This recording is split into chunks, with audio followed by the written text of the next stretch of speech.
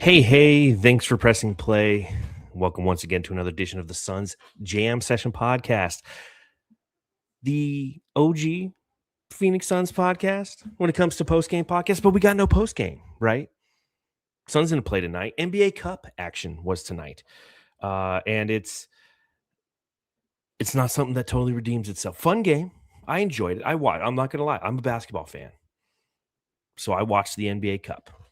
And I watched the Spurs lose to the Knicks tonight in a game that means nothing relative to the standings, as the other NBA Cup games should not matter to the standings. But regardless, we're brought to you by FanDuel, where if you wanted to bet on the NBA Cup tonight, you could have, and you can make a little money. I made a little money on the NBA Cup. So I'm like, if I'm going to watch this, I might as well make it interesting. That's where FanDuel has a good time.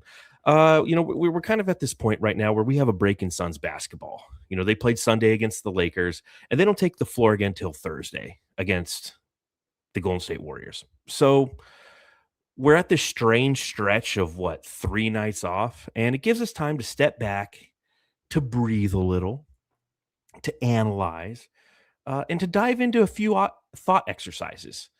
And if you know me, I love a good thought exercise.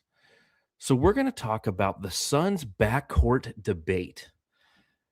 And I'll talk about that and much more after the intro.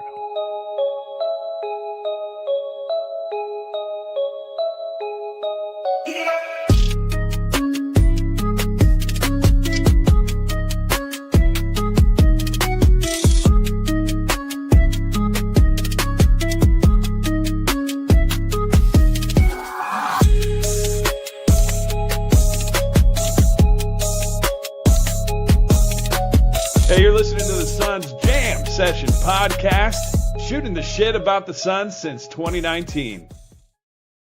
That's right. We got a little bit of a thought exercise here for you on this fine Tuesday evening, because quite frankly, it's fun to have these conversations. This one is about the fact that Collin Gillespie, he's emerged this season, and with Jalen Green waiting in the wings, should be back in probably about a week is kind of what we're hoping. The Suns are going to be left with a conundrum when Jalen Green returns, right? So I was watching a recent episode on Locked On Suns with host Ben Garcia, and I talked about this a little bit on Locked On Suns. So if you happen to check out that podcast, I go on once a week and I have conversations with Ben that are fun. So one of the conversations was a valuable question. Like, when Jalen Green returns and you look at how well Collin Gillespie has played, like, what do you do? Who do you start? How do you operate as a team? And Seth in the chat, bring Green off the bench. And initially that might be the right answer. We saw it with Mark Williams when he first returned, correct? Jordan opted to say, you know what, we're going to ease you into this. And it's beautiful that we have the luxury to do that. So that might be the right answer in the short term. But for the long term, how do you operate as a team? And these questions are ripe for discussion. There's layers to peel back, there's angles to explore, and there's valleys of thought to wander through. So let's do that on this edition of the Suns Jam Session podcast. Like, I have an idea where I think I'll land, but as we talk through this and the complexity in front of us, who knows where we'll all end up, right? And I know the easy answer. Well, Collin Gillespie goes back to the bench. You're paying Jalen Green $33.3 million. Okay, well, we'll get to that. So let's start with the dilemma. Okay, we'll start with the simple fact that this is a good problem that the Suns have in front of them.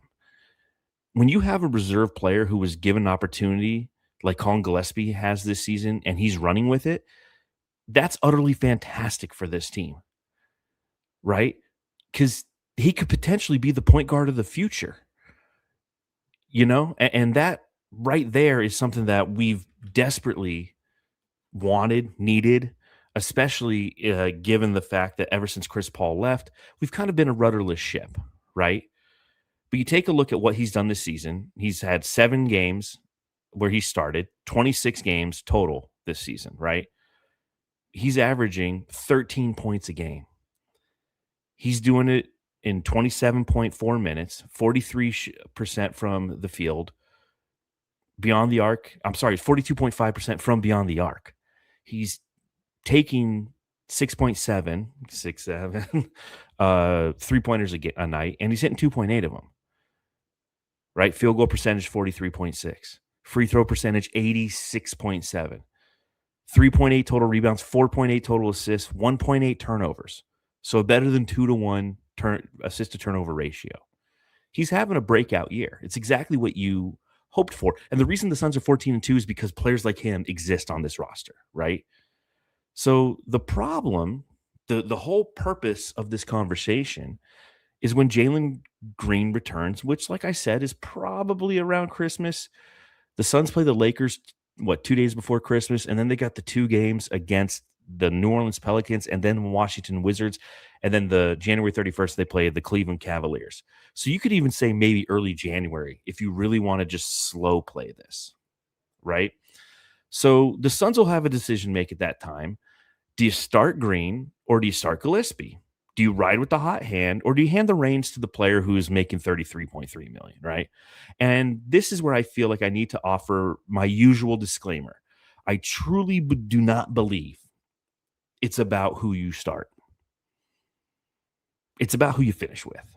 And I understand the purpose of starting lineups. And for this discussion, we can frame it around one question. Who gives the Suns the best chance to open game strong? Like, let's look at it through that lens. Who applies pressure from the jump, okay? That's the two questions. But that is a fair place to start this conversation, as long as we keep in mind that finishing is what matters most, all right? So the way I see it, the Suns have 3 starting lineups in a world where everyone is healthy. And credit to Collin, because again, he's played his way into these conversations. So I'll pull up a graphic for those of you who are listening to the podcast. And this is the way I see it, right? There's 3 different options. The first starting lineup is one that many of us expected from the beginning of the season, right? And the only time everyone was healthy enough to start, this is the one we saw, although Dylan Brooks was injured, so he wasn't even in there. And that lineup has Devin Booker and Jalen Green in the backcourt, Grayson Allen on the wing, with Dylan Brooks and Mark Williams up front. The second option is the version where Jalen Green comes in off the bench. Collin Gillespie replaces him in the starting group and runs points. So it's Collin Gillespie, Devin Booker, Grayson Allen, Dylan Brooks, Mark Williams. The third option is the one where Collin essentially replaces Grayson Allen, not positionally, but in terms of being part of the 5. And that lineup has Gillespie at the point, Booker, Green. So you probably have Booker at the 3, Green at the 2, and that's how I have it on the graphic. And then, of course, Brooks and Williams. So those are the 3 options. And I want to work through the pros and cons and, get kind of your feedback in the chat for those of you who are watching live on which one you would want long term. I'm not talking about once Green comes back. Because again, I think that the Suns will slow play Green being back, have him come in off the bench, and then ultimately they'll morph their strategy into one of these 3 options, right? So let's start with the natural starting group, right? And that's the one: Devin Booker, Jalen Green, Grayson Allen, Dylan Brooks, Mark Williams. This is Collin Gillespie coming in off the bench. So I think the obvious place to start, excuse me, is pointing out that having Dylan Brooks at the 4 is probably not the most ideal setup from a roster construction standpoint. Like, Dylan has shown time and again that attitude can make up for his size. He kind of comes from the same ilk as Draymond Green, someone who punches above his weight positionally. His love for disruption and irritation has become a trait that the rest of the team is kind of adopted. It's who this Suns team is, right? They're Dylan Brooks' kind of Suns. So if you look at these lineups and we say we need a traditional power forward in that spot, I'll agree with you to a point. In a perfect world, Dylan Brooks can play the 3, and we have a power forward. But at this point in time, that's not a plausible scenario.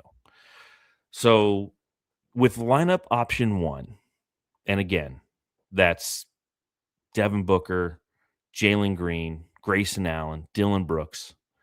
Mark Williams. We have to explore what it looks like with Devin Booker and Jalen Green together. Something we really haven't seen, right? We've seen 5 quarters of it. One of the challenges with this thought exercise is we lack sufficient data. They've played 5 quarters. They played one healthy game together. They've logged a total of 21.6 minutes as a pairing. Now, the team in that 21.6 minutes scored 71 points during that time frame and finished with a plus 15.5 margin. Now, granted, that was against the Clippers, and the Clippers have lost, 18 of 21 games? And that was kind of the start of it, right? The Suns and Jalen Green pwning them, if you will.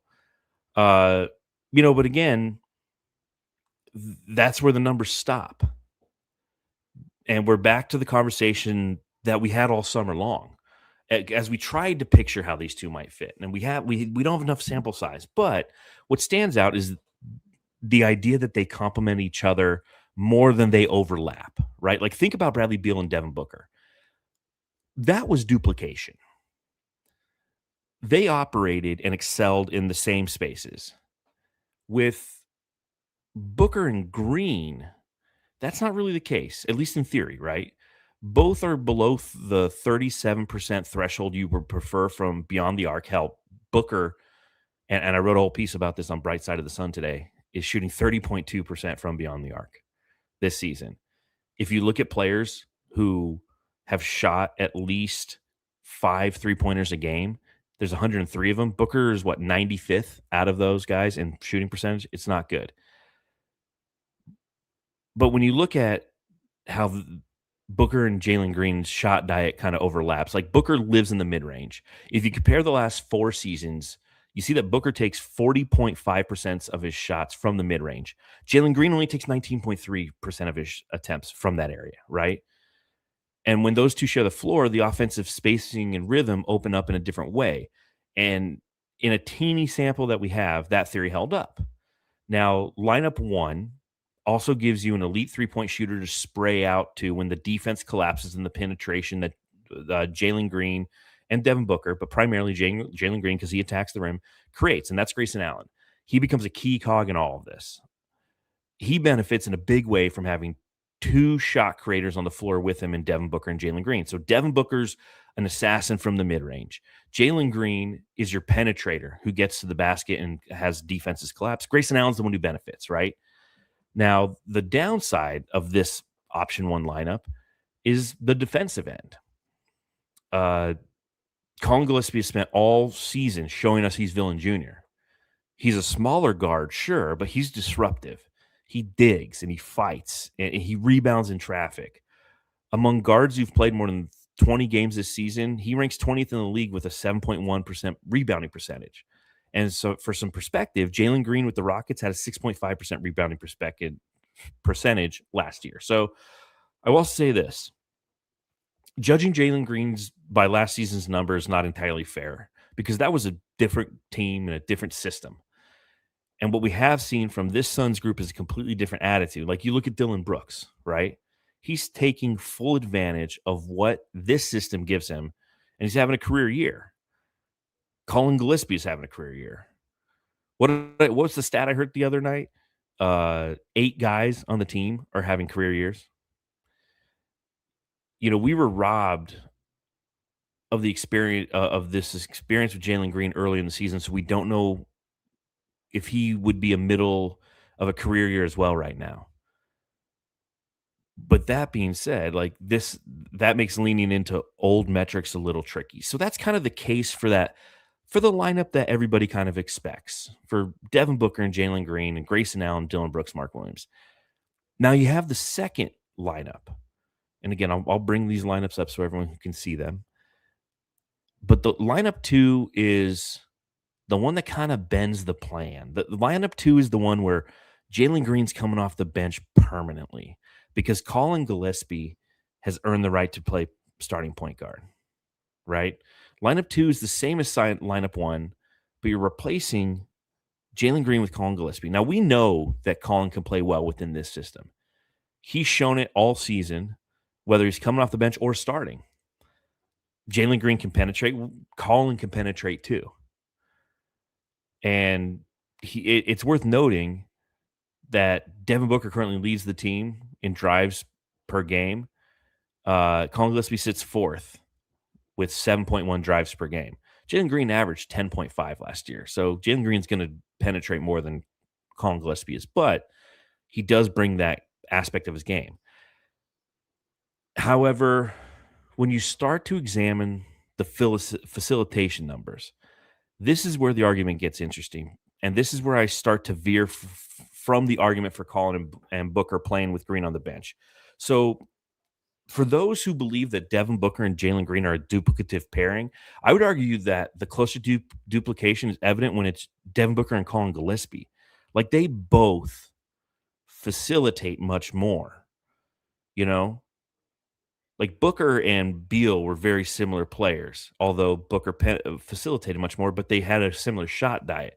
When you look at the facilitation, Booker has an assist percentage of around 30%, and Collin sits around 26%. This number's kind of fluctuated here and there, but Gillespie does have the cleaner assists to turnover ratio. But you could make the case that having two facilitators on the floor at the same time has its value. Although you could argue that the best version of the Suns means they need a true facilitator on the floor at all times, and having Booker and Gillespie on the court at the same time doesn't necessarily make sense.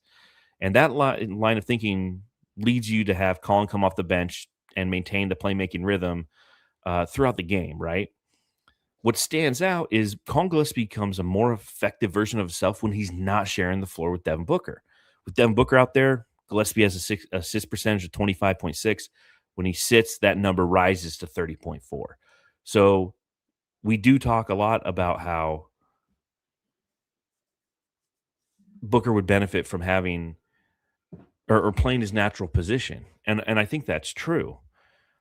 But he also does have facilitation duties and tendencies. And to have somebody out there like Collin Gillespie, whose whole purpose is to try to set up Booker, but if Booker's being set up to just shoot threes, it's not necessarily the greatest thing. So let me look at this a different way. Per 36 is a good equalizer. Because per 36, it doesn't reveal true raw numbers, but inflates production proportionally, and it helps even the comparison. And it's pretty close when you look at what they do. They both average around 7 assists per game in the per 36. So it's a long way of saying Booker might turn the ball over more, but both players provide necessary playmaking when the other's not out there. So if you start Devin Booker and give him the early playmaking load, then you can start to weave in Gillespie throughout the game to pick up those duties, always keeping a steady playmaker on the floor. And yes, I know. Point book. It's a phrase that grumbles the fan base. Booker's tied with James Harden for most turnovers this season, or he's close to it. So the idea of him facilitating is less appealing. But having Gillespie on the floor with him does not allow Booker to slide back into his more natural scoring role, and I cannot as well as it should. That's what we want. So if you're paying a player $33.3 million to come play for you, you got to play him, especially in Jalen Green's case. He's young, he's athletic. He needs a real chance to show what he can become with this team, just like Dillon Brooks has, just like Collin Gillespie has. Choosing Collin Gillespie over Jalen Green in option 2 is our short-term greed get in the way of our long-term greed. Because short-term, Collin's been great. It's only been 7 games as a starter, but all season he's shown grit and toughness that you want from him. But long-term, we need to know what we have in Jalen Green. And you're not going to discover that with him coming off the bench. It sends the wrong message to him. It sends the wrong message to the team. It sends the wrong message to the fans. Like, we made this trade, brought in this young talent, and then we would be turning around and saying we're not willing to give him the platform to show what that talent can be. We also wouldn't not be giving him the opportunity to build his value, which matters if a decision comes later in the season or at the trade deadline. So that is the heart of my argument against option 2. All right, option 3, the 3-guard gambit.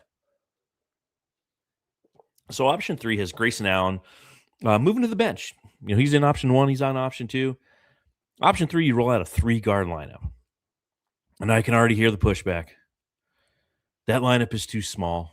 Grayson Allen is shorter than Devin Booker in terms of height and length. Their wingspans are close. Devin Booker has a 6'8" wingspan. Allen has a 6'6". So their heights are similar, and Grayson might carry a little more girth. And 3-guard lineups aren't our favorite considering what we experienced last year. But Collin Gillespie is not Tyus Jones. Yeah, this lineup shrinks you a bit, although it's not the small forward that creates the issue. It's at the point, because Collin Gillespie essentially is replacing Devin Booker in option 1, right? And he's much smaller than Booker as a defender. In size, however, not in heart. If size is your biggest argument, remember that Dillon Brooks is the starting 4. This is not a roster built to beat teams with size. It's built to beat teams with hustle, with disruption, speed, pressure on the glass. So yes, option 3, this lineup gets smaller. Although, again, the size hit comes at the point. But if Collin has showed us anything this season, is that he, like Dillon Brooks, plays above his weight class. He fits bigger than, or he fights bigger than he measures. I can't remember a lot of times this season where he's been picked on. Do you? Because, I mean, in all honesty, like, teams, he plays bigger than he measures. So you can view option 3 as like a blitz style starting lineup. You reward Collin for what he's done this season. You lean into his facilitation. You add another player who can penetrate and collapse defenses. Grayson has shown he can do that, although Collin does it with playmaking in his mind. Grayson off the bench adds a layer of scoring from that squad. Last year, a season in which he started 7 games and was a reserve for 57, Grayson Allen's 3-point shooting didn't falter much. He was 47.3 from deep as a starter and 41.7 as a reserve. So for those who believe Devin Booker off ball, and that'd be me, is the best version of him, and for those who want to see Jalen Green get his opportunity, this might be the cleanest route. Both Collin and Dillon Brooks give you point of attack defense. Collin can fill the shooting role Grayson occupies in option 1, finding open pockets when the defense collapses, because he can hit that 3-ball, catch and shoot threes. He's been fantastic. He can weave in another layer of playmaking if this, this lineup carries real danger. My challenge with this option is the same reason I like Collin Gillespie coming off the bench in the first place, because it lets you keep a playmaker on the floor throughout the game rather than burning all your creation up at the opening tip. So I've worked my way through all these scenarios. Where do I land? Like Natalie and Bruglia, I'm kind of torn. Nothing's right, I'm torn. I'm all out of faith. But from a starting standpoint, option 1 kind of gives you everything the team needs to open games. I don't want to discount what Collin's done, but I think the approach to start with stability, to feel out the opponent, and then weave in what Collin Gillespie brings as a playmaker next to Jalen Green and Devin Booker sits, or when they sit, or when Booker is out there while Green sits, it might be the smartest option. But I also think that third option could be a fantastic closing lineup for the Suns, and maybe you start with it. I'm really tempted to throw my vote that way, if you will. That lineup from the jump. It's loaded with playmaking, loaded with shooting, loaded with penetration, loaded with defensive disruption, and it aligns with that long-term greed philosophy, because it lets you see what both Gillespie and Green can bring in a starting environment. It allows for development. It allows for the organization to truly understand what it is. Now, based on what we've seen from Jordan Ott so far, he's not tied to one rigid philosophy. And I think that's a great thing about having him as a coach. Like, he adjusts to the opponent. So there's going to be nights where the best path might be a small 3-guard lineup. There's going to be nights when Grayson Allen unleashes holy hell from beyond the arc. So he's going to move pieces as needed. So I don't think that there's a real wrong answer here. So tell me, what do you think, Jamsters? What do you think? Which way would you want to go? Option 1, Devin Booker, Jalen Green, Grayson Allen, Dylan Brooks, and Mark Williams. Option 2, where Jalen Green heads to the bench and you got Collin Gillespie, Devin Booker, Grayson Allen, Dylan Brooks, or Mark Williams. Or option 3, where Grayson Allen goes to the bench and it's Collin Gillespie, Jalen Green, Devin Booker, Dylan Brooks, and Mark Williams. It's a tough one. But it's a good problem to have. So that's my little thought exercise. I thought I'd share it to you because, again, no Suns basketball and a strange schedule.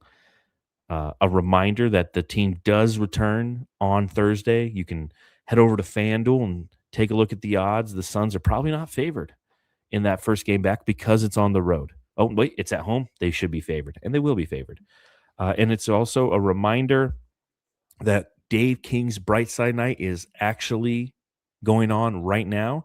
If you follow a link in the chat below, we actually have a live auction. We got some really cool Suns memorabilia out there for you to bid on. Know that all the proceeds will go to sending underprivileged kids to go see a Phoenix Suns game. That'll be January 27th on Dave King's Brightside Night. So you have an opportunity to bid on some items, and it's a way of donating and you get something cool out of it because we got some pretty cool items there. All right, taking a look at the chat. Calizonian says, number 1, but wouldn't mind some number 3 as a try. That's kind of where I land. I kind of feel like number 1's the right answer, option number 1 relative to lineups.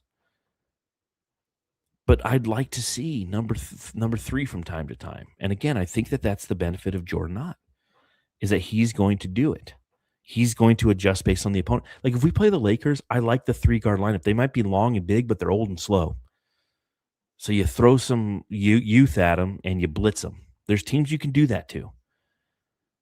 And the Suns probably will do that. Seth Logan says, those Gillespie bench numbers swayed me.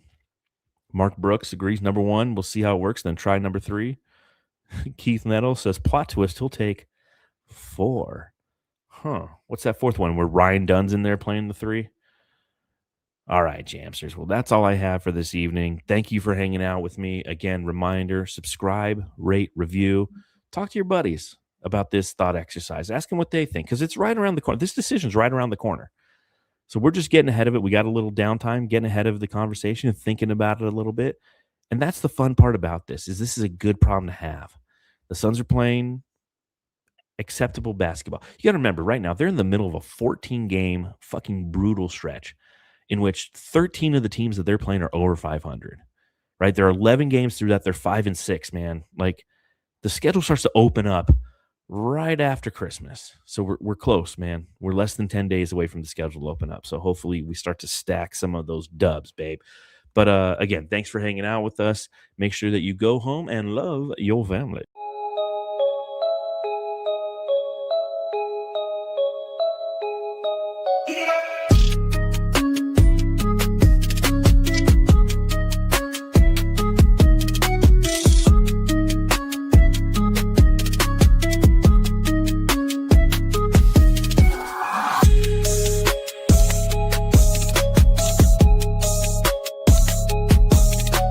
Hey, you're listening to the Suns Jam Session podcast, shooting the shit about the Suns since 2019.